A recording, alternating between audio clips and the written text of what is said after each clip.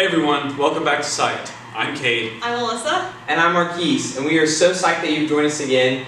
Today our special guest is one of my favorite people in the whole world, Lindsay Phillips. Yes, Lindsay, we're so glad to have you here. So would you mind starting off by telling us a little bit about yourself? Yeah, so like I said, my name is Lindsay. I'm a junior psychology major with a minor in counseling. I'm from Lafayette, Georgia, and yeah. Alright, and so as a psych major, what has been one of the most interesting things that you've learned about? There's a lot of interesting things I could talk about. Most recently, probably, is just the idea of play.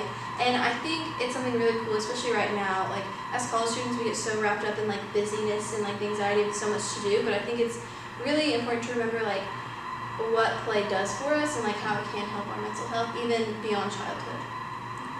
Wow, I think that's really awesome. I've never really thought about that. That's Yeah, awesome. for sure.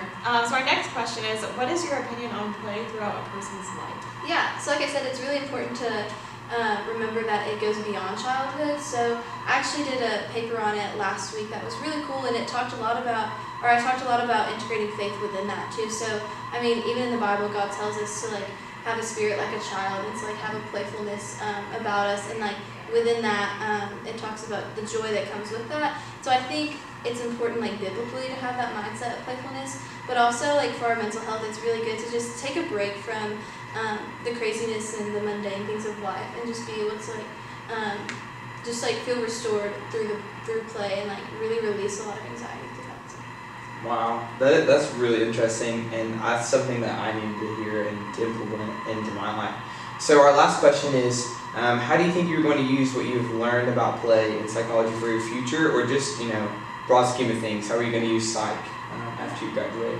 Yeah, so my intention is to get a graduate's degree in marriage and family therapy, and work primarily with children who have been through traumatic experiences or that have been involved in the foster care system, because I have such a huge heart for that.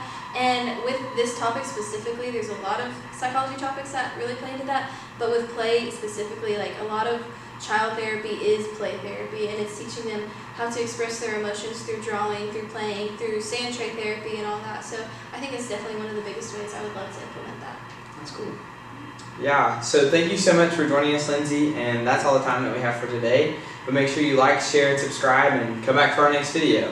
Thanks for watching. We'll see you next time on PSYCHED.